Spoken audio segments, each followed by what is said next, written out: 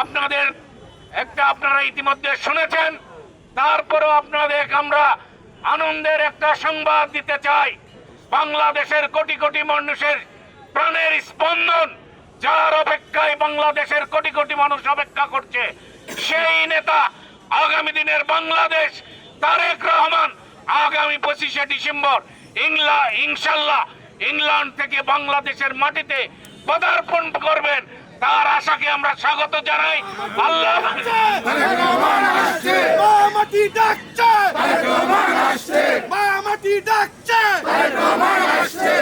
আপনারা সবাই, আমরা সবাই দোয়া করি আমাদের নেতা সুস্থ হয়ে আল্লাহ পাকের রহমতে বাংলাদেশের মাটিতে এসে বাংলাদেশের জাতীয়তাবাদী দলকে বিগত 17 বছর যেভাবে আন্দোলন সংগ্রামের নেতৃত্ব দিয়েছেন, আগামীও দিনেও ত্রয়োদশ জাতীয় সংসদ নির্বাচনে সমস্ত এলাকায় আল্লাহ পাক যেন তাকে সুস্থ রেখে নির্বাচনী ক্যাম্পিং এ যোগদানের ব্যবস্থা করে দেন, এই আহ্বান জানিয়ে বাংলাদেশের এই ত্রয়োদশ নির্বাচন বাতিলের প্রায় তারা করছে।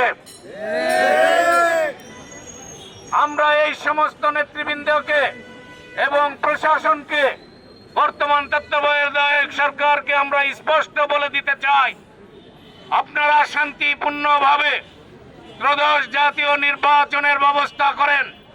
যদি এই নির্বাচন বানচালের কোনো ষড়যন্ত্র করা হয়, বাংলাদেশ জাতীয়তাবাদী দলের সকল নেতৃবৃন্দ সেই চক্রান্ত ঐক্যবদ্ধভাবে প্রতিহত করবে। আমাদের বাংলাদেশ জাতীয়তাবাদী দল একটি গণতান্ত্রিক দল। যে দল গণতন্ত্রে বিশ্বাস করে, তারা দিনের ভোট রাতে করতে চায় না, তারা ক্ষমতায় জোর করে থাকতে চায় না।